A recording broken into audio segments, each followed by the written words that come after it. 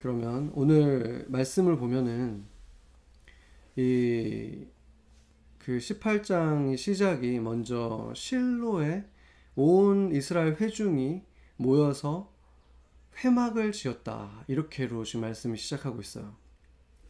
이 회막이라는 것이 무엇입니까? 이 회막이라는 것이 이름이 굉장히 다양하게 쓰이죠.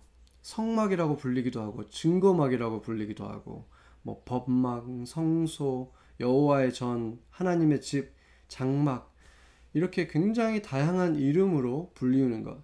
그러니까 하나님의 언약궤가 들어있던 그곳을 오늘은 이것을 회막이라고 부르고 있습니다.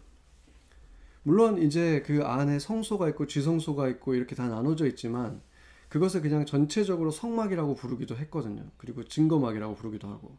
그런데 회막이라고 부를 때는 또 그것만의 또 의미가 있는 거예요.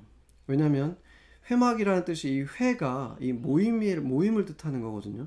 그래서 히브리어로 보면은 오헬 모에드라 그래서 그 번역하자면 텐트 오브 미팅이라는 뜻이에요. 그러니까 이 하나님이 계신 하나님의 이 집을 회막이라고 불렀을 때는 하나님의 사람들이 하나님 앞에서 모이는 집이다, 이런 의미를 더 강조할 때 회막이라고 하는 거죠.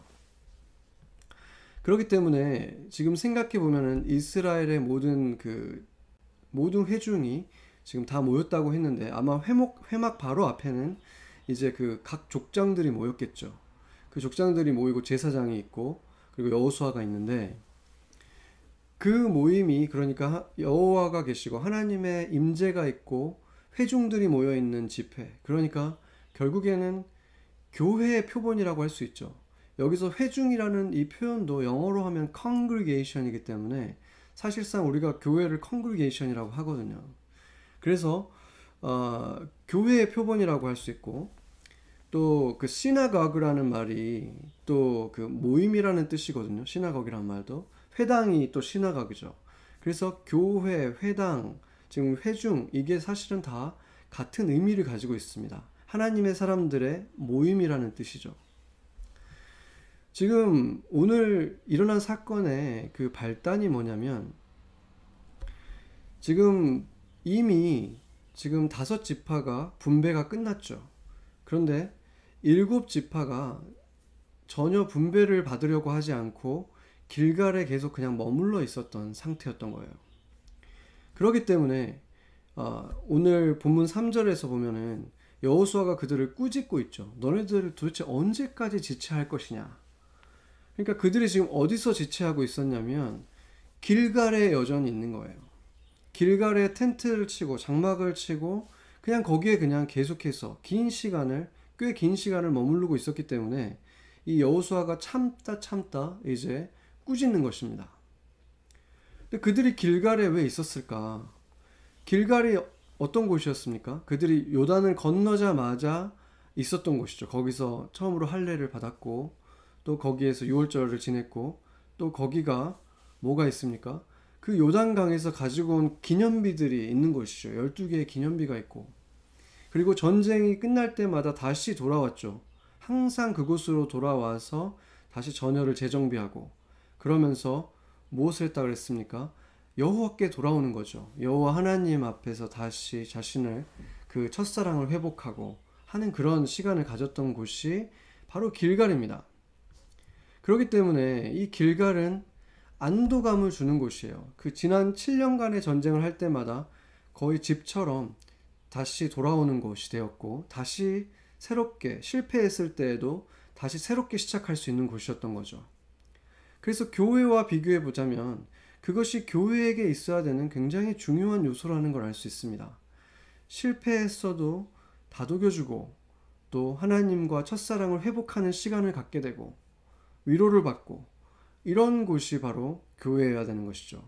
그것이 바로 길갈의 영성이라고 볼 수 있습니다. 그리고 승리를 거뒀을 때에도 이 길갈에 돌아오고 났을 때, 승리하고 돌아왔을 때 그곳에 그 요단을 건넌 흔적들을 보면서 어떤 생각을 하겠습니까? 요단을 내가 건넌 것은 하나님께서 물을 멎게 세워주셨기 때문이다. 이것은 우리의 능력이 아니었다. 하나님이 우리를 건너게 해주셨다. 이것을 다시 기억하게 해주시는 거죠. 그러니까 겸손하게 하나님을 다시 바라보게 하는 것.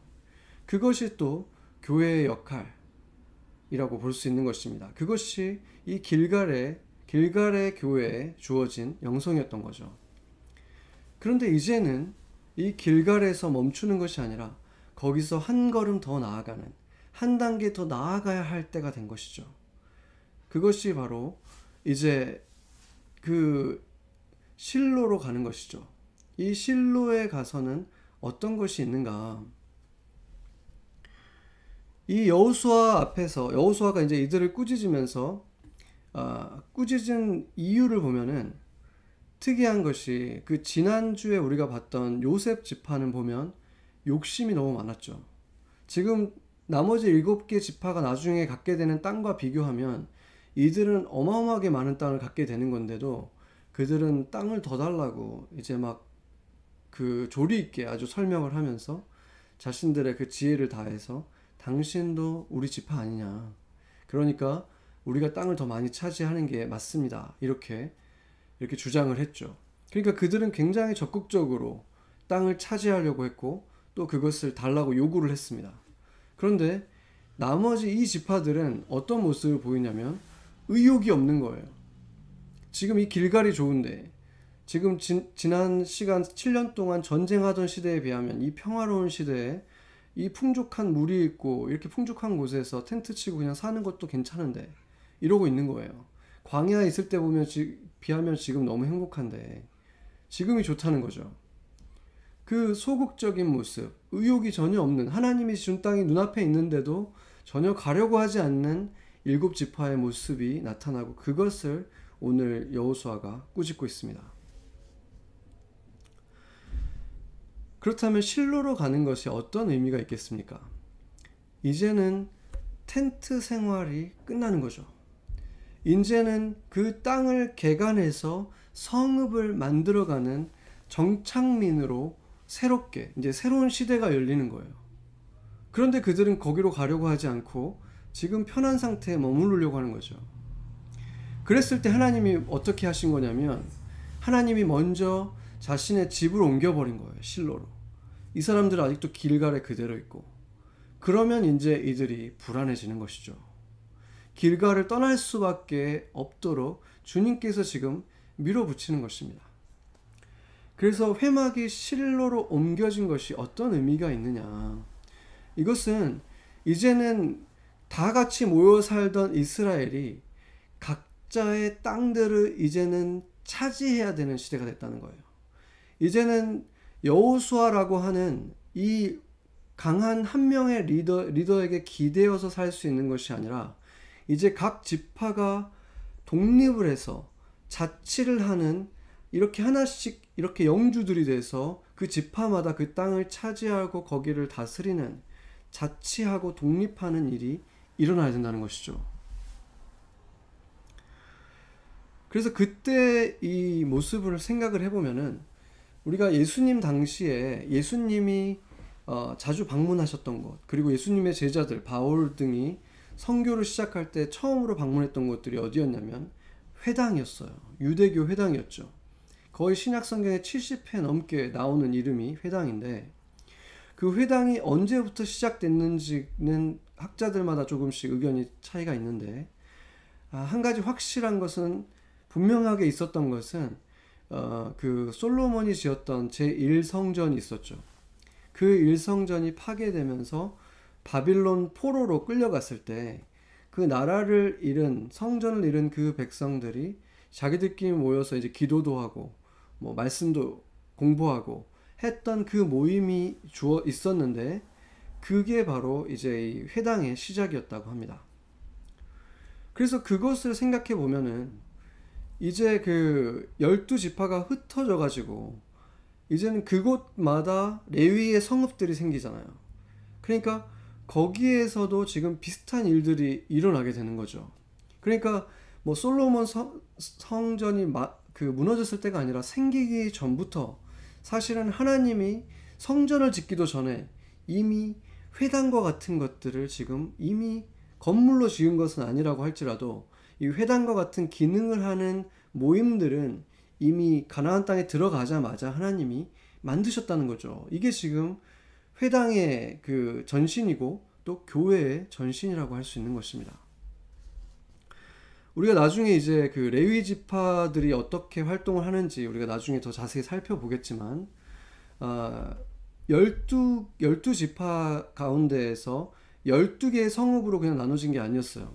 총 48개의 성읍으로 이 레위 지파들이, 그러니까 평균 4개 정도의 성읍인데 어떤 지파는 5개, 그리고 4개, 그리고 대부분의 지파들은 3개씩의 성읍이, 이제 크기가 작은 지파들은 3개씩 있었죠. 인구도 적고 했기 때문에. 그러니까 3개의 성읍들이 그 지파에 흩어져서 그들 안에서 같이 살아가도록 하나님이 이 레위 성읍들을 48개로 나누어서 보내주신 거죠. 그래서 그 성읍들이 결국에는 그 교회의 역할들을 감당했다고 볼 수 있어요. 거기에서 성경을 가르쳤고, 특별히 중요한 것은 율법을 그들이 가르쳤기 때문에 가르치기만 한 게 아니라 율법에 기대어서 율법을 보면서 옳고 그름을 판단해주는 어떤 사법부적인 역할, 재판을 하는 판사의 역할을 또 했고, 또 제사를 준비해주는 역할, 또 그리고 11조를 이제 받아서 자신들의 생활도 하고, 또 구체적으로 나와 있진 않지만 그 실로와 같은 회막이 있는 곳에는 300명의 그 아론의 제사장들이 있었거든요. 아론 지파의 자손들. 그들은 특별히 이제 이 회막을 지키는 제사장들이었기 때문에 그들은 어떤 지파에 속한 게 아니죠. 그러니까 이제 이 지파에 속해 있는 레위들이 그들이 받은 11조 중에서 일부를 또 그들에게 보냈을 것입니다. 그래서 결국에는 이제 예수님 당시에 회당에서 이루어지는 일들과 굉장히 비슷한 역할들을 지금 이 레위 자손의 성읍들이 했다는 것을 알 수 있고, 교회도 지금 비슷하게 유래했다는 것을 알 수 있는 거죠.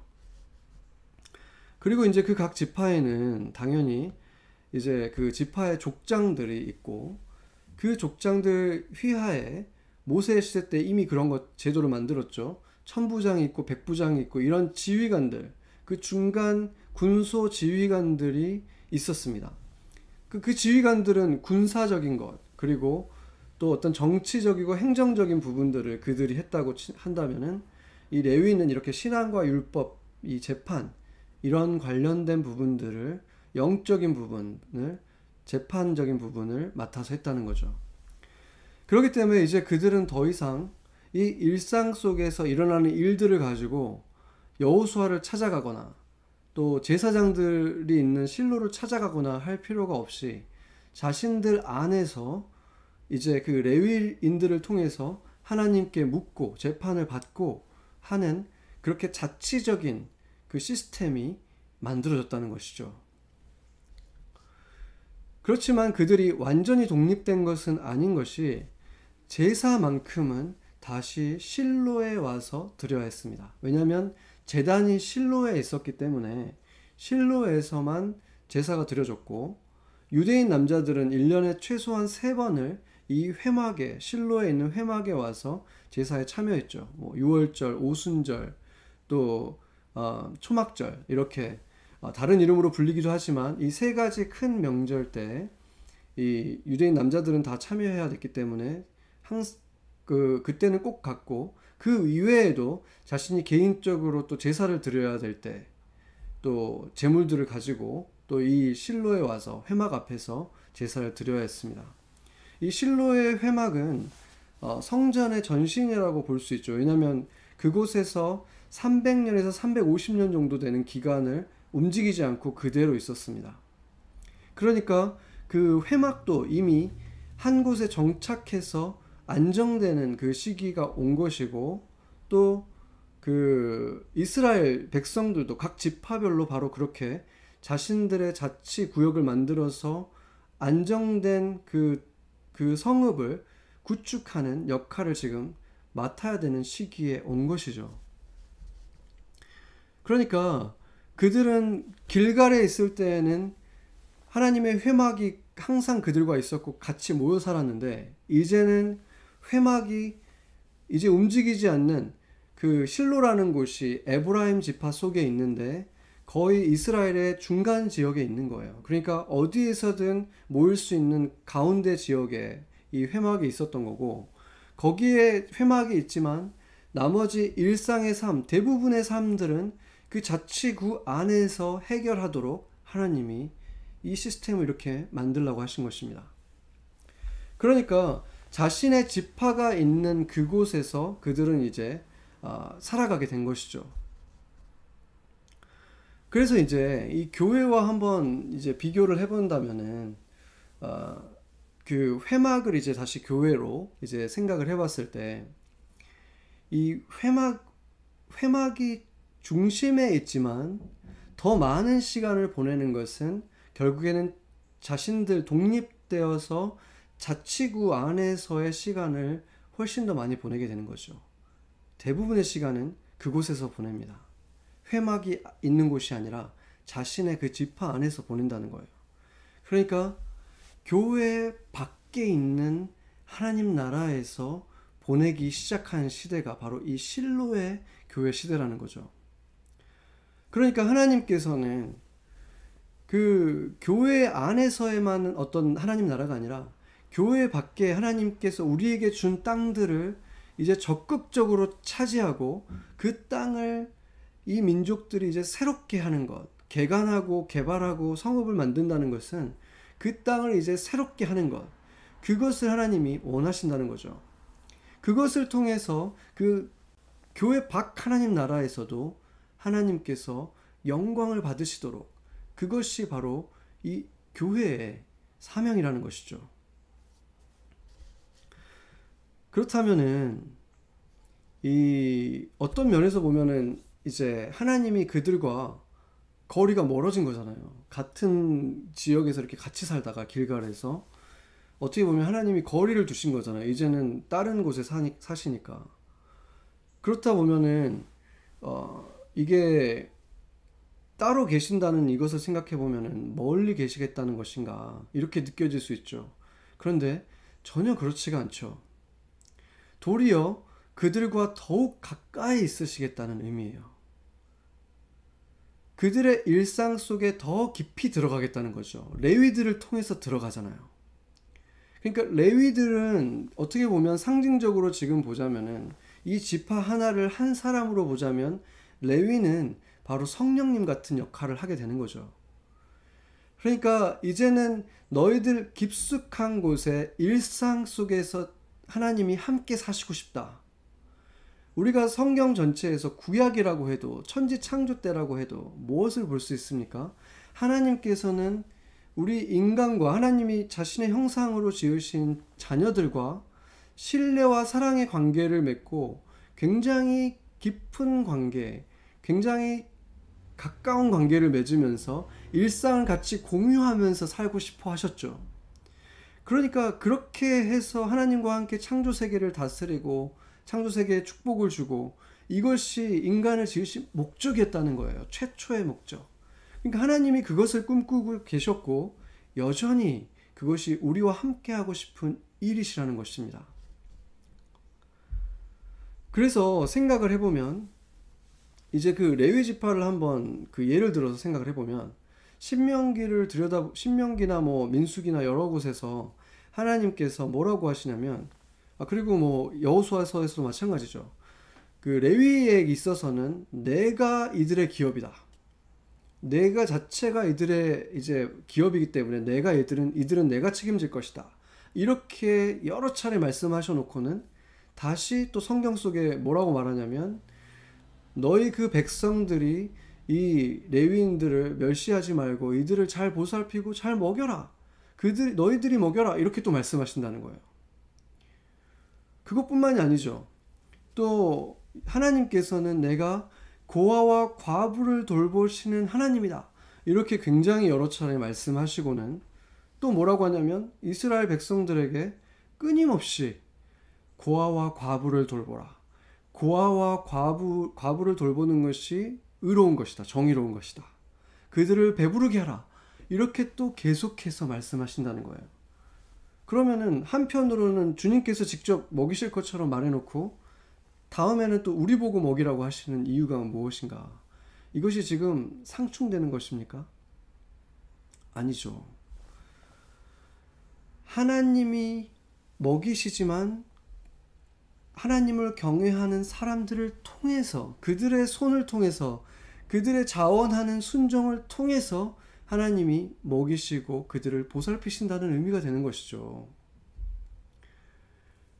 우리가 생각을 해보면 우리 인생에서 하나님의 사랑을 정말 크게 경험했던 순간들을 생각해 보세요.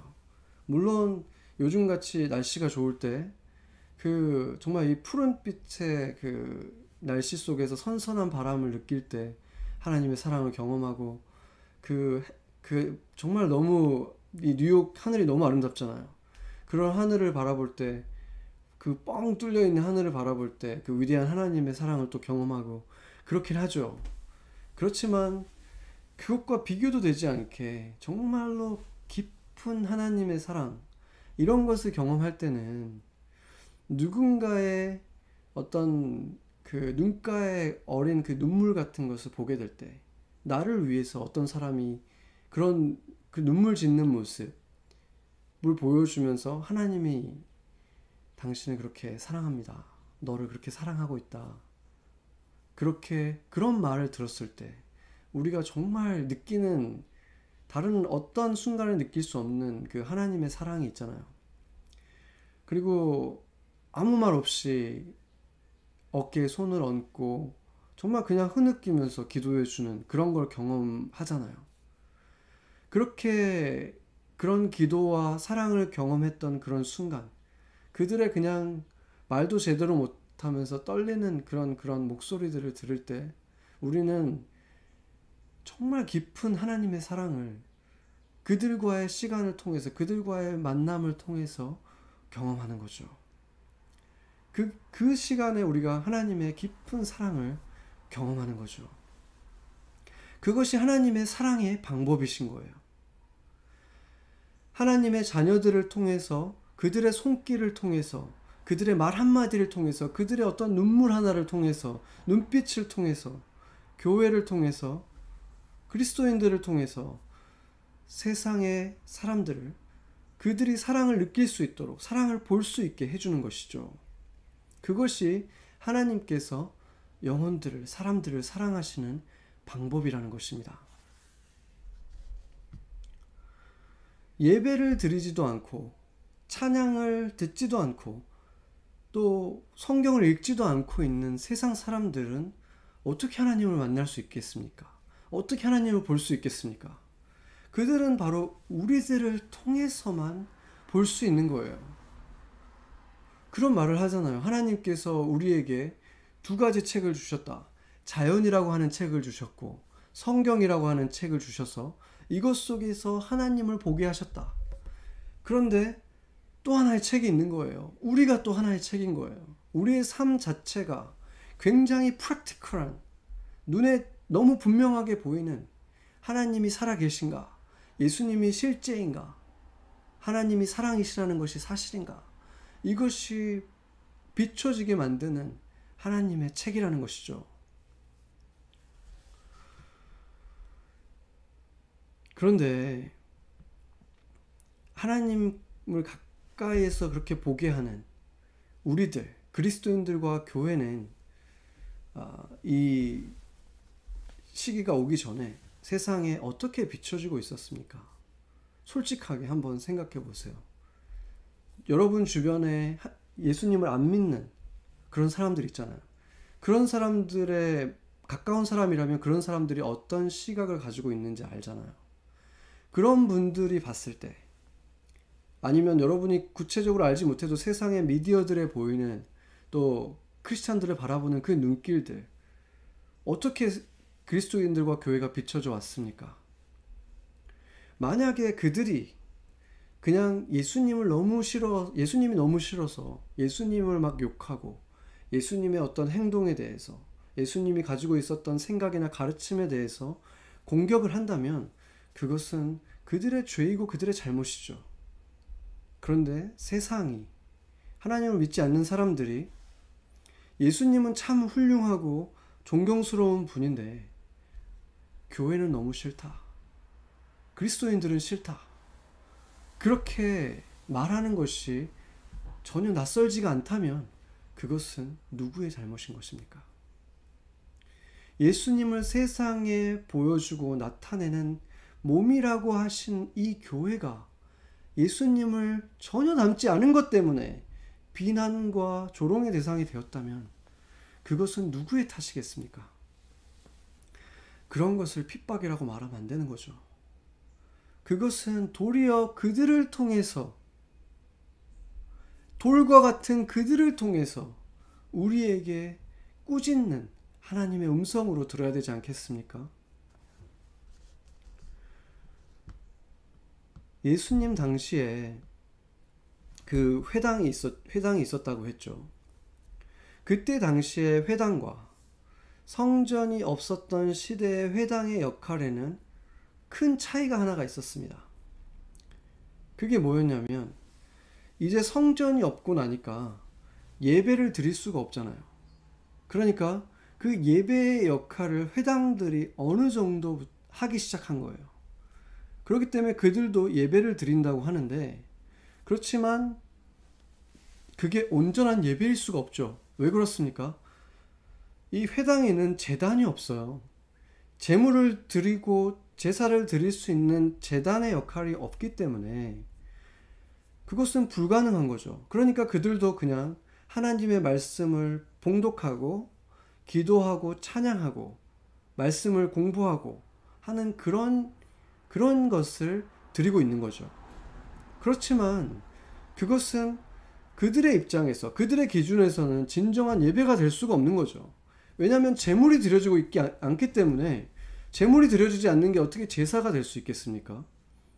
그런데 성전이 없으니까 성전에서, 그 제단에서 제물을 드릴 수 있는데, 그러니까 그걸 드릴 수 없기 때문에 그 유대인들이 까만 옷을 입고 있는 거예요. 성전을 잃어버린 자들, 장례복 같은 옷을 입고 평생 그렇게 사는 거예요. 다른 색깔의 옷을 입을 수가 없어요. 평생 태어나서 죽을 때까지 까만 옷만 입고 살아가는 거죠. 왜냐하면 제사를 지낼 수 없기 때문에 상복으로 입고 있는 거죠. 그런데 성경이 언제 장례복을 입고 있으면 너희가 제사를 지내지 않아도 제사 드린 걸로 쳐주겠다라고 했습니까? 그렇지 않죠. 상복을 입은 걸로 죄사함을 받을 수가 없다는 거예요.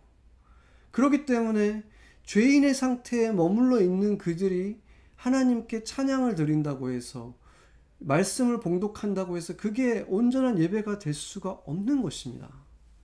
죄인의 예배를 주님께서 받으실 수가 없기 때문인 거죠.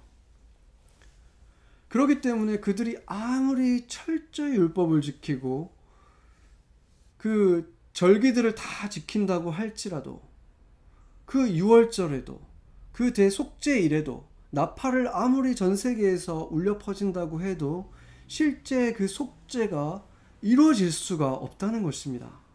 죄사함을 받을 길이 그들에게 없다는 것입니다. 그렇다면 우리의 예배는 어떻습니까?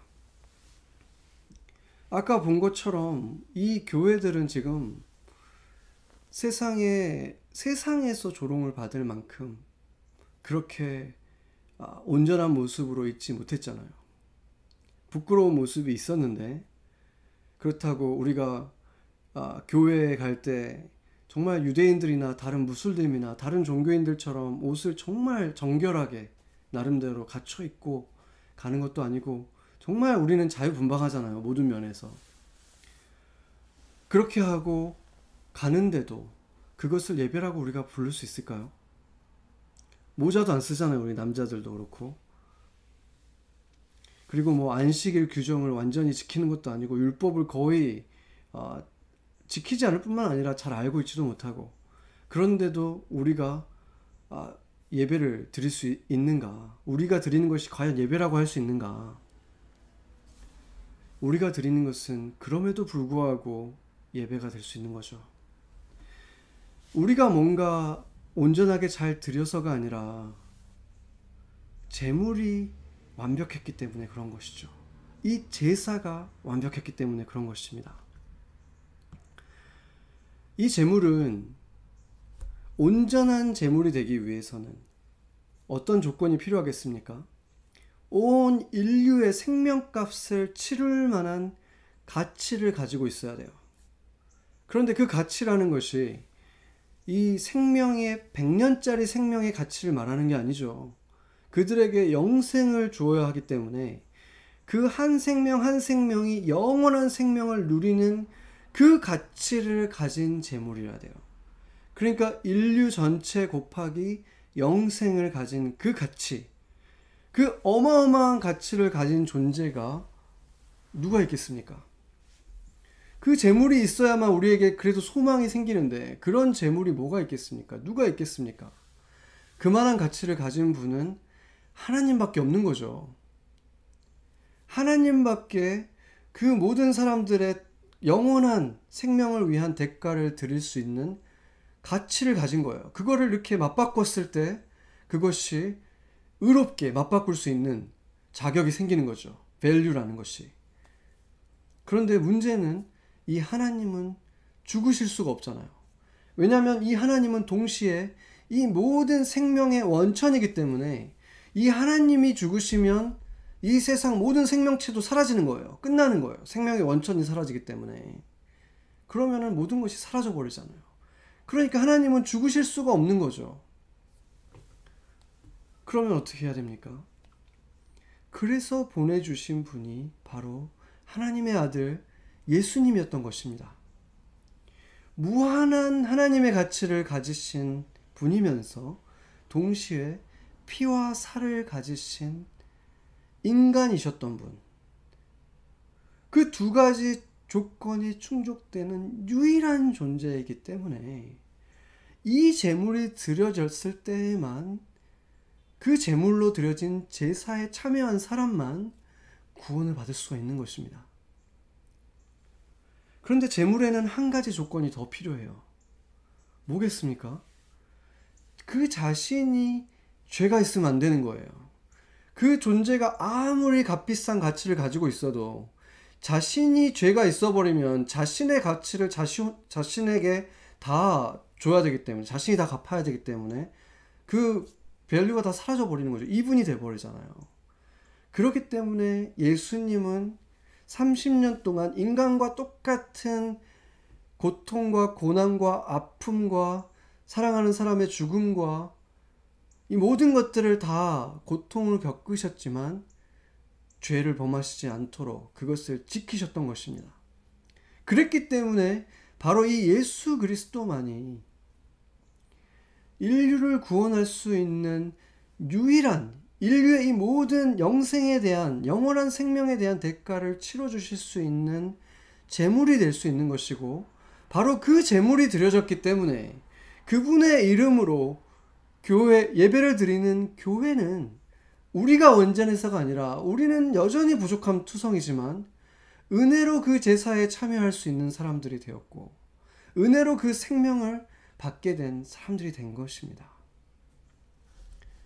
바로 그 단번에 제물을 드렸기 때문에 이 교회에서도 회당과 똑같이 제단도 없고 동물 제사도 드려지지 않지만 이 교회에서 드려지는 예배는 그럼에도 불구하고 온전한 예배, 의인이 드리는 예배, 하나님께서 받으시는 예배가 되는 것입니다. 그런데 예수님은 그런 우리에게 요구하신 것이 있었습니다. 그것이 무엇입니까? 갈라디아서 2장 20절.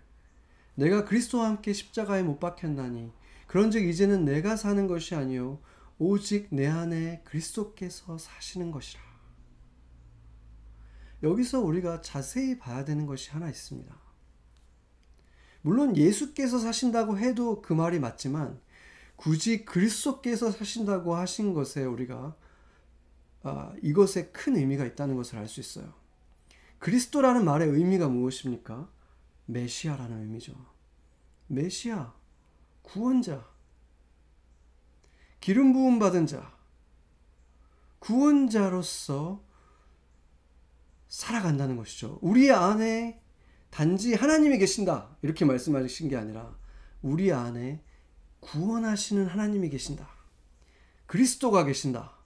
이것은 우리가 그 작은 메시아로서, 작은 그리스도로서 살아가야 된다는 것이죠.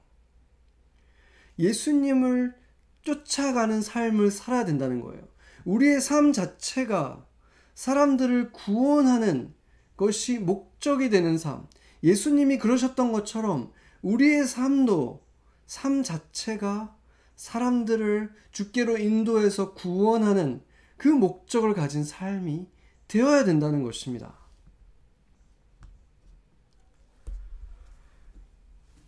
우리가 하나님께 그 사랑을 받았던 그 시간을 지금은 잃어버렸죠. 어느 순간 하나님께 가장 깊은 사랑을 받았던 것이 제가 아까 말한 것처럼 눈과 눈이 마주치면서 강단에서 목사님이 말씀을 전할 때 느낄 수도 있을 것이고, 그것이 아니어도 우리가 서로를 위해서 등에 손을 얹고 기도를 해주고 손을 잡고 서로를 위해서 기도할 때, 그거는 그냥 우리의 어떤 손에 있는 온기가 전해지는 그냥 그런 게 아니잖아요. 우리가 그런 순간에 우리가 눈으로 볼 수 없는, 말로 설명할 수 없는 그 성령의 움직임이 있잖아요. 그 안에서 그 아름다운 사람들을 보잖아요. 그 사람이 아니라 성령님이 이 사람을 만들어 가고 있고 그 후에 만들어질 그 꿈을 보잖아요. 하나님이 갖고 계신 이 사람을 향해 가지고 있는 계획을 보잖아요. 내가 천국에서 만나게 될 그 사람을 보잖아요. 그것을 위해서 기도해 줄 때. 우리가 지금 잃어버린 것들이 작은 게 아니라는 거예요. 그냥 만남만 잃어버린 게 아니에요. 얼굴 마주보는 것만 잃어버린 게 아니라 지금 그런 것들을 잃어버렸어요. 어떻게 보면 교회에서 누릴 수 있었던 정말 그 천국의 시간들을, 너무 큰 것들을 잃어버린 거예요. 그리고 그것은 지금 우리가 리오픈이 조금 되어가지고 교회에 10몇 명 모이고 뭐 25% 띄엄띄엄 앉아서 모인 다음에 축도 끝나면은 서로 그냥 하나하나 빠져나가는 그런 걸 한다고 누릴 수 있는 게 아니에요. 그렇지 않습니까? 저도 빨리 오픈하고 빨리 만나고 싶지만 만나는 것만으로 결코 해소되지 않고 오히려 그게 우리를 더 슬프게 할 수도 있어요. 오늘 그 교단의 한 목사님과 통화를 했는데 그 목사님이 들으신 얘기를 해주더라고요. 리오픈이 좀 더 많이 돼 있는 지역에 있는 한 교회 목사님이랑 통화를 했는데 그분이 그런 말을 했다고 하더라고요. 거기는 25% 성도들이 모이고 있는데 그럼에도 성도들끼리 아무런 교제를 못하고 뭐 밥을 먹는 것도 아니고 예배 시간에 딱 맞춰서 들어와서 설교가 끝나고 축도가 딱 끝나면 그냥 악수도 없이 뭐 인사도 가까이서 할 수도 없이 다 그냥 한 명씩 한 명씩 가는데 이 마음이 이게 뻥 뚫린 것 같다고 하셨다고 하더라고요. 우리가 급하게 막 연다고 해서 지금 이것이 해결될 것이 아니라 우리가 정말 구해야 할 것은 정말로 우리가 그렇게 사랑하면서 정말 어깨에 손을 얹고 부둥켜 안고 울면서 기도하고 위로하고 했던 하나님이 원하시는 진짜 우리가 서로 정말로 사랑하게 되는 그 교회가 회복될 수 있기를. 리오프닝이 아니에요. 진짜 정말 교회의 모습이 일어날 수 있도록 계속해서 기도를 해야 되는 것입니다. 그것이 오지 않으면 교회는 진정한 모습의 교회로 회복되는 게 아니에요. 그리고 그것이 하나님께서 이 모든 시간을 통해서 결국에 우리에게 보고 싶은 것은 너희의 삶을 산 제사로 드려왔느냐. 내 아들은 그렇게 다 드려서 너희에게 제사 드릴 수 있는 자격을 주었고 이렇게 하나님의 자녀들 다시 될 수 있게 해주셔서 예배를, 그 엉성한 예배를 내가 다 받아 주었는데 너희들은 그래서 그것을 통해서 무엇을 했느냐. 내가 너희에게 나눠준 그 기름 부음과 그 성령님을 통해서 무엇을 했느냐. 이것에 대해서 주님이 묻고 계신다는 것이죠. 우리가 과연 정말로 내 삶을 산 제사로 드렸는가?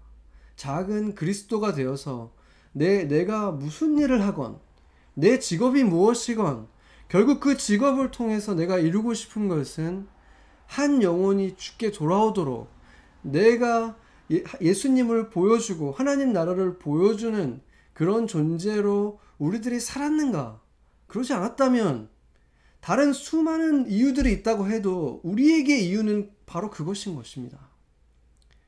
수많은 다른 이유들이 있겠지만 내가 바꿔야 하는 것은 너무나 선명한 것입니다. 우리가 그렇게 살지 않았다면, 그리스도의 사랑이 우리를 통해서 우리 이웃들에게 나타나지 않았다면 우리는 그것을 바꿔야 한다는 것이죠. 길갈에서 실로까지 갔습니다.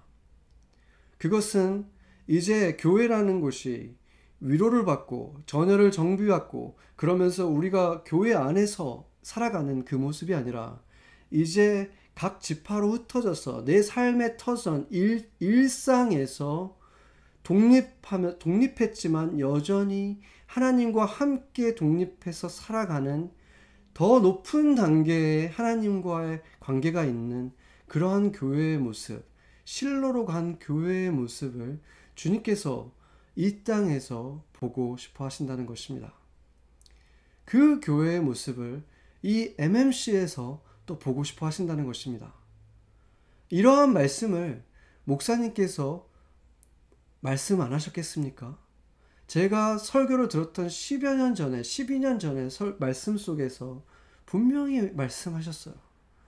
각 영역 속에 여러분들이 들어가서 하나님의 사람들이 각 영역 속에 들어가서 그 땅을 차지해야 됩니다. 그렇게 외치셨어요. 그런데 그때 저도 그냥 학생이었고 그 영역 속에 들어가 있지 않았고 또 그것이 준비되어 있지 않았던 것 같아요. 그때까지는. 그랬기 때문인지 우리 자신을 둘러봐도 우리 교회의 사람들을 둘러보세요. 나름대로 훌륭한 그리스도인일 수 있어요. 지금 이 시대의 그리스도인들의 그 기준에 비하면 굉장히 훌륭한 그리스도인들이 많다고 저는 자부하고 있습니다. 그러나 과연 그 12년 전에 목사님이 이 교회를 세우시면서 우리에게 외쳤던 각 분야에 들어가서 그곳에 하나님 나라를 만들어가는 사람들로 살아라 하는 그것이 성취됐습니까? 12년이 지난 이후에 성취되어 있습니까? 여러분이 일하고 있는 그 직장에서 나는 다른 사람들과 달랐습니까? 그리스도인들이 아닌 다른 사람들과 나와 그 일상에서 차이가 있었습니까? 식사할 때 한 10초 기도하는 거 외에 다른 점이 없었습니까? 만약에 그것이 내 마음을 조금이라도 찔리게 하고 있다면 바로 그것 때문에 지금 이 일이 일어났다. 우리는 그렇게 생각해야 된다는 것입니다. 그것 때문에 지금 우리가 만나지 못하고 있고 그것 때문에 지금 우리가 예배다운 예배를 지금 드리고 있지 못하고 주님께서 우리의 예배를 안 받고 계신다. 이렇게 우리가 회개하고 마음을 찢어야 되지 않겠습니까? 오늘 다시 한번 주님께서 말씀하십니다.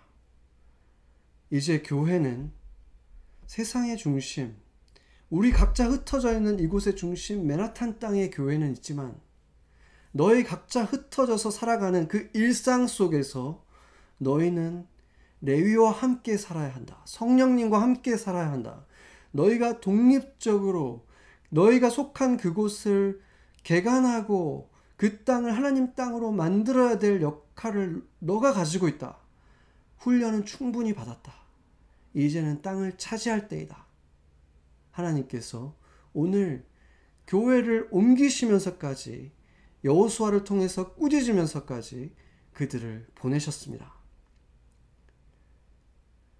그리고 그들이 보내셨을 때 한 명을 보내지 않고 각 지파별로 3명을 보냈습니다. 그것이 무엇을 말하겠습니까? 3명은 단지 대표가 아니라 예수님께서 2-3 모인 곳에 내가 함께한다. 그렇기 때문에 전 지파가 함께 간 것이나 마찬가지입니다. 전 지파가 하나님이 주신 땅을 보러 간 것이고 그 땅을 면밀히 바라보고 그 땅이 뭐가 어려움이 있고 어떤 것이 좋은 것이 있고 그림을 그리고 땅의 그 특징들을 연구하고 적극적으로 내게 준 땅이 어떻게 생겼는지, 그 땅이 어떤 변화가 필요한지 그것들을 하라고 하시는 것입니다. 하나님께서 지금 실로로 간 교회에게, 우리에게 지금 요구하시는 것이 바로 그것입니다. 예전보다 지금 좀 좋아졌습니다. 나는 여기서 길갈에 있겠습니다 하는 것이 이제는 통하지 않는다는 것입니다. 주님께서 교회를 실로로 옮기셨고 우리를 그 땅으로 보내셨습니다. 여러분에게 주신 땅이 어디입니까? 게으름을 부리거나 무력해져서 그냥 뒷짐지고 있는 그 땅은 어디입니까? 이제 책을 가지고 가서 지도를 그리고 뭐가 필요한지 적고 연구하고 그곳에 하나님 나라가 왜 필요한지 발견하고 어떻게 하나님 나라를 세울 것인지 씨름하는 우리의 모습이 있어야 할 것입니다. 같이 기도하시겠습니다.